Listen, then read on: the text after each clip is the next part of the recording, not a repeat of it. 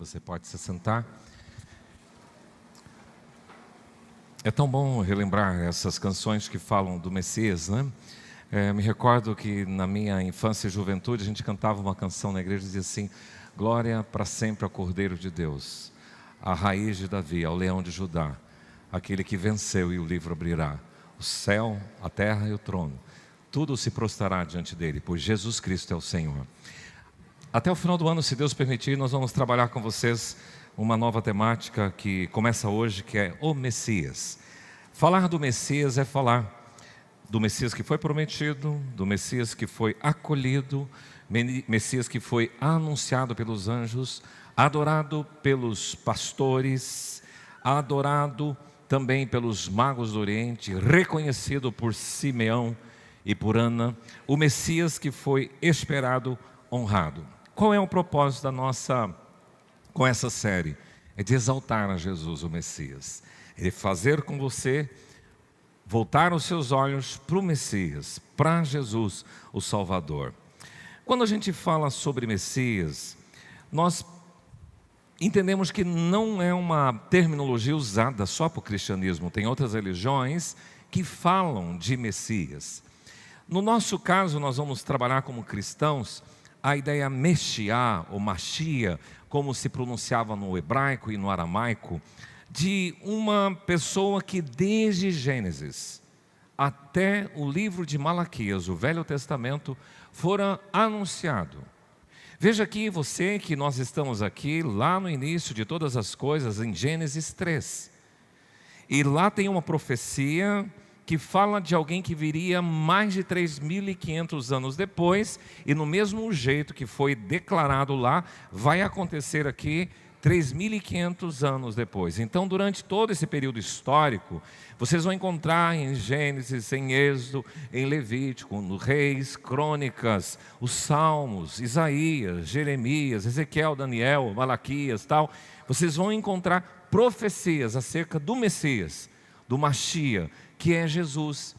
A palavra Messias, ela no grego foi transliterado para Christos. Christos em grego é ungido, então o que Messias é para o hebraico, ungido, o Christos é para o grego, ungido. Veja que no primeiro versículo do Novo Testamento, quando você abre lá em Mateus 1:1, olha o que você encontra. Lê comigo, vamos lá?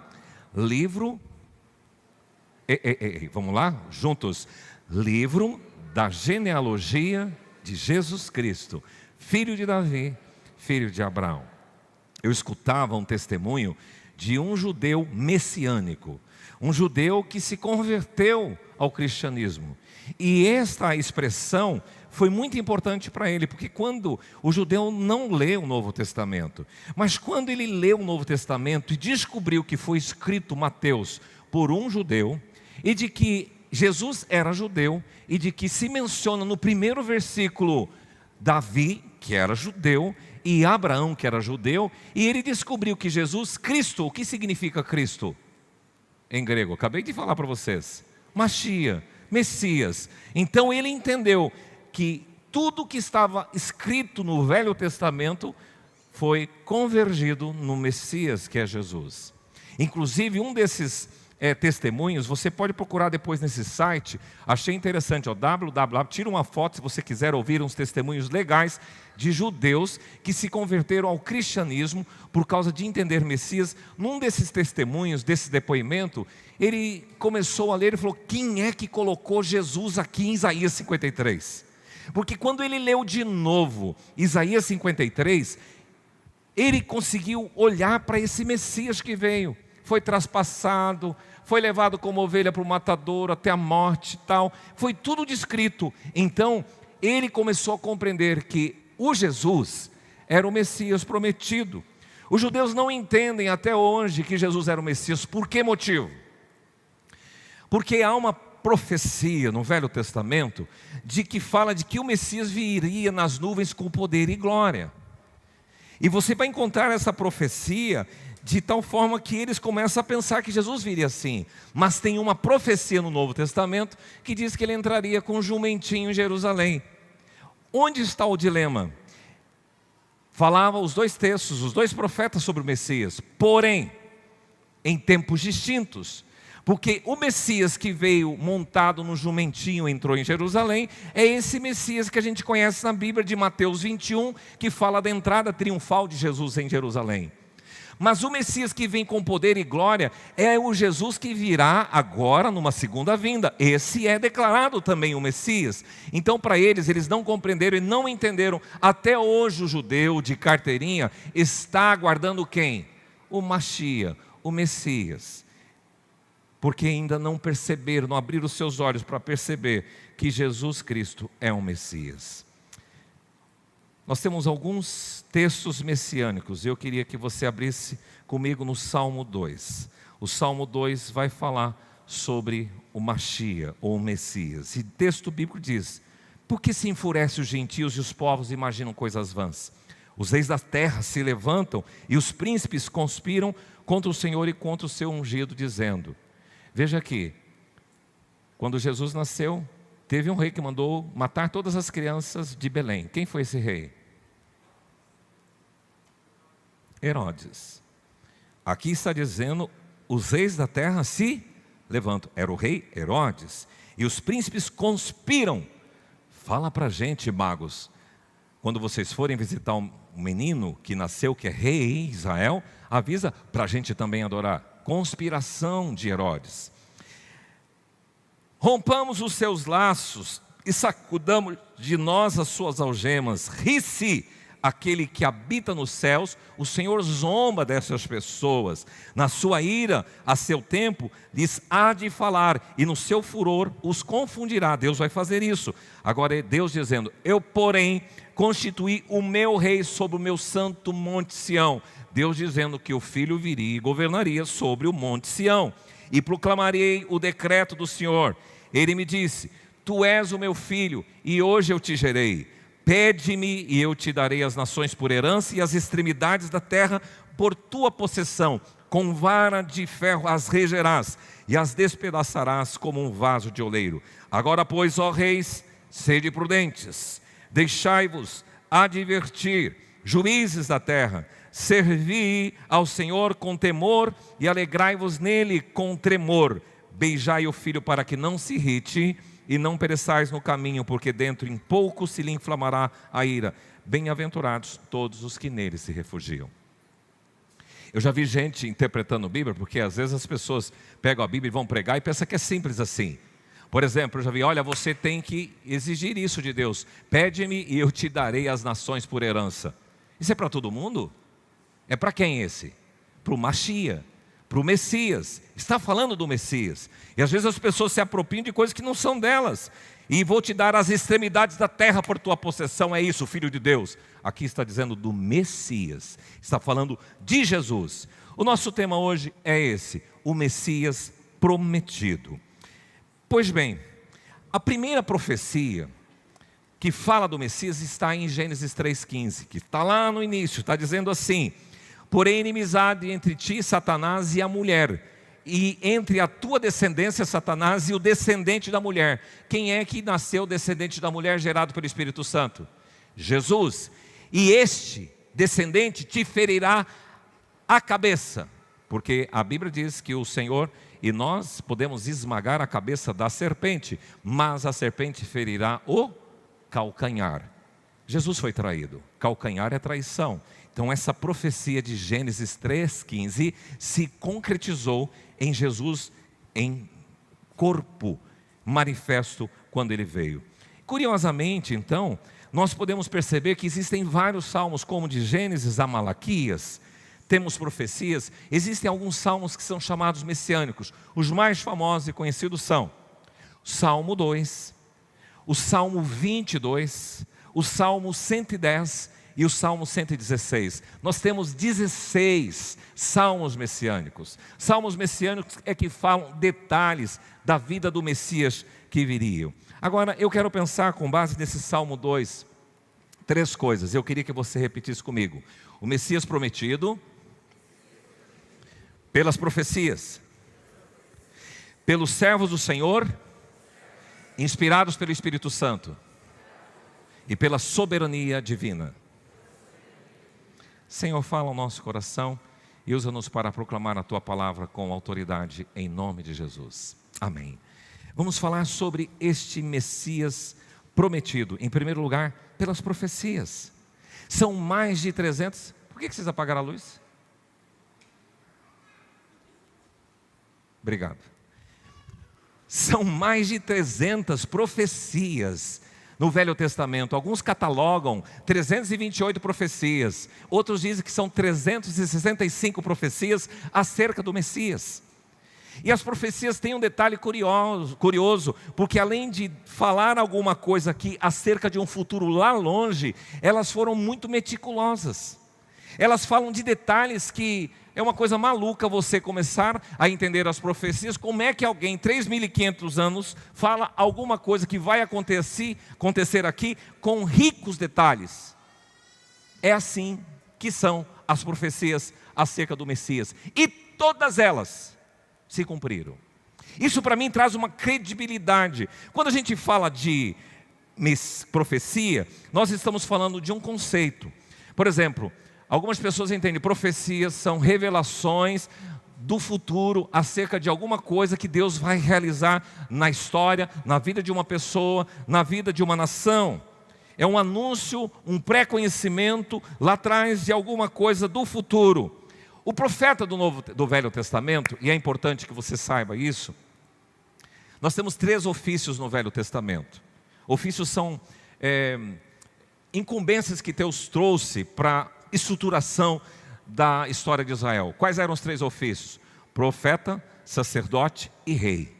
Todos esses, profeta, sacerdote e reis, eram ungidos, eram declarados ungidos, e eram ungidos com óleo para o exercício do ministério profético, sacerdotal e de governo, que era o de rei. Agora, veja você que a ideia do profeta do Velho Testamento era assim: quando ele chegava diante do rei dizendo, assim diz o Senhor, e ele começava a dizer, olha, Deus está dizendo que vai acontecer assim com a sua descendência, virá um rei e vai fazer isso com vocês. Ele prenunciava tudo o que iria descortinar dali para frente. Mas o profeta também, ele trazia não só a revelação do futuro, mas ele dizia do juízo que Deus estaria trazendo. Deus vai fazer isto por conta disso, disso e disso. Davi, você se arrependeu, mas assim diz o Senhor, a sua descendência vai sofrer por isso, por isso, por isso. Então o profeta não era só aquele que revelava o futuro, mas era aquele que trazia o juízo divino. Sabe que no mundo moderno, agora nós vamos para o Novo Testamento, as pessoas, inclusive os evangélicos de forma geral, gostam de buscar profecias. Pastor, irmã de oração, profeta tal, ore por mim para saber qual é a profecia acerca da minha vida. Sabe, queridos, eu creio em profecias. Eu estava recordando que há 34 anos atrás, antes de vir para Dourados, em São Paulo, eu estava num momento, numa reunião de oração, e Deus levantou pessoas para dizer, olha, Deus nos deu uma visão e tem um cesto cheio de frutos, e é isso que vai acontecer na vida de vocês, em Dourados. Isso há 34 anos atrás, e eu creio que esta profecia tem se cumprido, tanto o que Deus fez na nossa vida aqui neste lugar.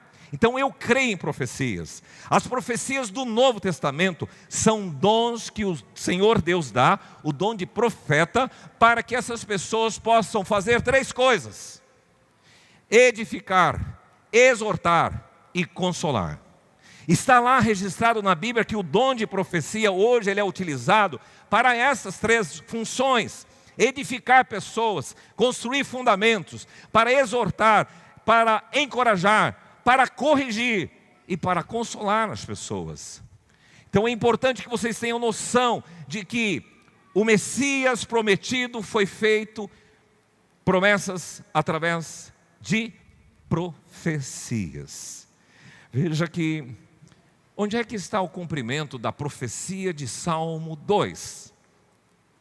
Se você folhear a Bíblia lá em Atos 4:24, grava aí, se você puder conferir depois, para ver se esse pregador não está falando heresia. Você vai encontrar lá em Atos 4:24 o seguinte: ouvindo isso, a história é assim: Pedro estava indo para o templo orar, tinha um aleijado, pediu esmola. Pedro disse: ouro e prata não tenho, mas o que eu tenho te dou. Em nome de Jesus Cristo, levanta-te e anda. E aquele homem com um salto se levantou e foi curado. E aquilo foi uma coisa espantosa. Olha o que Deus fez. Só que, por conta disso, Pedro foi colocado junto com João na prisão. E a igreja orava por eles. E aí os sacerdotes chamaram no dia seguinte, depois de deixarem eles presos, falaram: olha, vocês não podem falar desse nome. E aí eles responderam para os sacerdotes, para as autoridades religiosas: antes importa obedecer a Deus do que aos homens. E continuaram falando. E aí eles se reúnem com a igreja, e lá em Atos 4:24 diz: ouvindo isto, unânimes, a igreja levantou a voz a Deus e disse: tu, soberano Senhor, que fizeste o céu, a terra, o mar e tudo quanto que neles há, que disseste por intermédio do teu servo Davi, através do Espírito Santo, porque se enfurece os gentios? E os povos imaginaram coisas vãs, levantaram-se os reis da terra e as autoridades ajuntaram-se a uma contra o Senhor e contra o seu ungido, porque verdadeiramente se ajuntaram nessa cidade contra o teu santo servo Deus, o Herodes e o Pôncio Pilatos.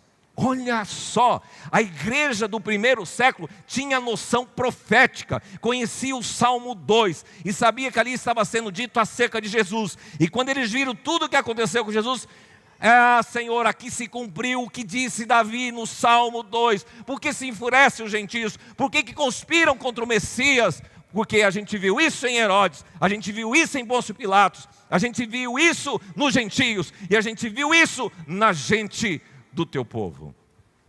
Olha o cumprimento profético, Salmo 2, em Atos 4:24. Então, o Messias prometido, em primeiro lugar, pelas...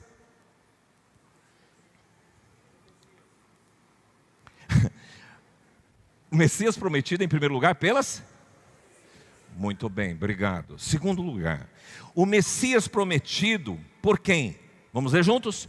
Pelos servos do Senhor. Porque o texto de Atos 4:24 diz que o Espírito Santo falou por boca dos seus servos. Então está confirmado que o Messias prometido fora anunciado pelos profetas, pelos servos do Senhor, que foram inspirados pelo Espírito Santo. E aqui é uma coisa bonita para você compreender, que na teologia nós temos 3 palavras importantes para a ação do Espírito Santo nessa questão de compreensão. Primeiro, revelação. Segundo, inspiração. Terceiro, iluminação. A revelação é quando Deus revela uma coisa que está oculta. Então, quando você lê o livro de Apocalipse, que fala de alguns anos daqui para frente, o que é que vai acontecer na história, isso é o livro da revelação. E agora, quando Deus deu a revelação, Ele usou um homem que estava na ilha de Patmos, chamado João, e ele foi inspirado por Deus, e ele declarou toda a profecia. E hoje, quando eu vou ler o livro de Apocalipse, eu preciso do quê? Da iluminação. Entenderam a diferença? O Senhor revelou, inspirou João, e João escreveu. E quando eu vou ler o livro de Apocalipse hoje, eu quero que o Senhor ilumine para que eu compreenda todas as profecias que estão desenroladas ali no livro profético. A propósito, o povo de Deus precisa conhecer as Escrituras Sagradas, porque tem muitas profecias que vão acontecer e você tem que estar preparado. Por exemplo, a Bíblia diz que haverá um aumento fantástico da ciência. O saber se multiplicará, está profetizado. A Bíblia diz que o amor de muitos esfriará. Visão profética. A Bíblia diz que a iniquidade aumentará. A Bíblia diz que haverá profecia sobre ressurreição dos mortos. A Bíblia diz que levantará o falso profeta, a besta do Apocalipse. A Bíblia diz que o Senhor Jesus virá com poder e glória sobre as nuvens. Tudo profecia. E olha, se eu estou provando para vocês do que estava no Velho Testamento, de Gênesis até Malaquias, se cumpriu em Jesus, agora saibam vocês, tem coisas do Velho Testamento que ainda não se cumpriram. Tem um caráter dinâmico da profecia. Ela já aconteceu, está acontecendo e vai acontecer. E tem profecias que ainda não aconteceram, e elas se descortinarão. Portanto, meu irmão, conheça as profecias. Esse livro bíblico é chamado o livro das profecias, que foram reveladas por inspiração do Espírito Santo aos servos do Senhor. Eles reconheciam também a ação do Espírito Santo. Meu irmão, por que você não entende muitas vezes a palavra? Porque você não tem esse discernimento do Espírito Santo. Você precisa do Espírito Santo para descortinar a sua mente. Há uma canção que a gente cantava na igreja, dizia assim: enquanto Salvador teu livro ler, meus olhos vêm abrir, pois quero ver, da mera letra além, a ti, Senhor, vem, pois, satisfazer a mim. Espírito Santo me revela. E aqui, Pedro, ele concorda com isso, porque olha o que Pedro escreveu, sabendo primeiramente isso, que nenhuma profecia da Escritura provém de uma elucidação pessoal ou particular. Porque nunca, jamais qualquer profecia foi dada por vontade humana. Entretanto, olha que testificação com Atos 4:24. Homens santos falaram da parte de Deus, inspirados por quem? Pelo Espírito Santo. Meu irmão, você precisa do Espírito Santo para compreender as profecias. O Espírito Santo é quem moveu homens para declarar as profecias. E você precisa hoje do Espírito Santo para entender as profecias. Todos os nossos cultos, eles são iniciados com um grupo de oração lá no fundo. Nas nossas reuniões de oração, a gente ouve Deus falar algumas profecias dentro do que Ele vai fazer nessa igreja. E se um dia que você quiser, chega mais cedo, vai lá com o pessoal da intercessão, ora lá com eles. E Deus pode falar coisas acerca da sua vida. A profecia, ela tem um propósito triplo. Vamos lembrar comigo? Edificar, repita. Consolar e exortar. Seja bem-vinda a profecia. Em terceiro e último lugar, vamos recapitular, porque eu quero ver se vocês estão conectados comigo. O Messias prometido. Em primeiro lugar, depois, em segundo lugar, pelos servos do Senhor, inspirados por quem? E terceiro e último lugar, o Messias prometido, pela soberania divina. Quando você vê o texto de Atos 4:24, diz assim: tu, soberano Senhor, que fizeste o céu, a terra e o mar e tudo que neles há, para fazerem tudo o que a tua mão e o teu propósito predeterminaram. A palavra soberano, aqui usada é Theos, é Deus. É o Deus regente, grande, autoridade, líder, chefe, aquele que exerce o poder supremo. No dicionário Michaelis, você vai encontrar o seguinte: é aquele que está revestido de autoridade suprema. Esse Messias é aquele que governa com absoluto poderio. Disse Deus de sua suprema autoridade: eu excelso, magnífico, o notável, para fazer tudo que a tua mão e o teu propósito predeterminaram. Lá atrás, o Senhor predeterminou. Deus, ele não está alheio na história. Ele é soberano. E alguns profetas atestam isso. Davi, quando estava consagrando o templo, sabe o que ele levantou para o Senhor e diz: bendito és tu, Senhor Deus de Israel, nosso Pai, de eternidade em eternidade. Teu, Senhor, é o poder, a grandeza, a honra, a vitória e a majestade, porque teu é tudo que há nos céus, na terra. Teu, Senhor, é reino, e tu te exaltastes e te fizeste chefe sobre todos. Deus é chefe, Deus é soberano, absoluto, e Ele predeterminou todas as coisas. Quando eu vejo o Messias prometido pela soberania de Deus, eu vejo que Deus está com as rédeas da história nas suas mãos. A história não está largada. O profeta também em Isaías anunciou que Ele está assentado na redondeza da terra. A terra é redonda, está lá em Isaías 40:22. O Senhor soberano está sentado na redondeza da terra. Daniel, em sua oração, exaltou a soberania de Deus. Ele disse: seja bendito o nome de Deus de eternidade a eternidade, porque dele é a sabedoria e poder. É Ele quem muda o tempo e muda as estações, remove reis, estabelece reis. Ele dá sabedoria aos sábios e entendimento aos inteligentes. Ele revela o profundo e escondido, conhece o que está em trevas e Ele mora na luz. Ele é soberano. Esse é o Messias, soberano. Paulo vai declarar que tudo Ele faz conforme o conselho da sua vontade, porque Ele é soberano. Pois bem, o que isso tem a ver comigo? Eu vou celebrar o Natal daqui a uns dias. Eu estou falando do Messias que foi prometido em Gênesis 3,15 e foi até Malaquias. E tudo o que fora prometido, profetizado acerca do Messias aconteceu na vida em carne e osso de Jesus, homem. E tudo que está escrito, não só em Gênesis até Malaquias, mas até Apocalipse, existem profecias que vão acontecer. E eu gostaria que você, ciente disso, olhasse para o Messias com outros olhos. Ele foi prometido para ser o nosso Redentor. Entrou como um jumentinho humilde, mas ele virá com poder e glória. Amém. E meu irmão, você está preparado para encontrar com o Messias? Amém. Vida de santidade.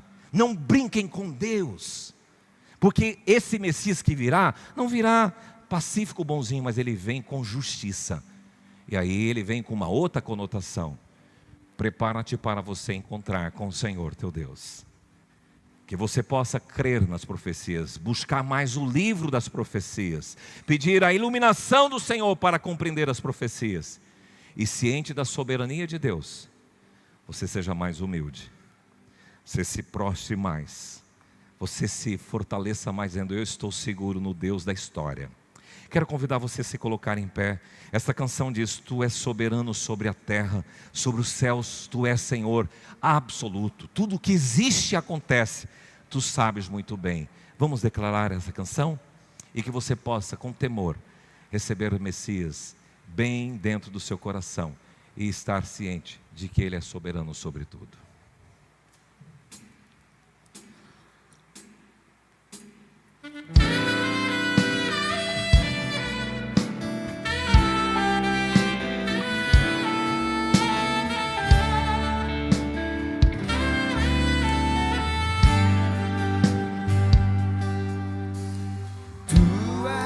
Soberano sobre a terra, sobre os céus, tu és Senhor absoluto.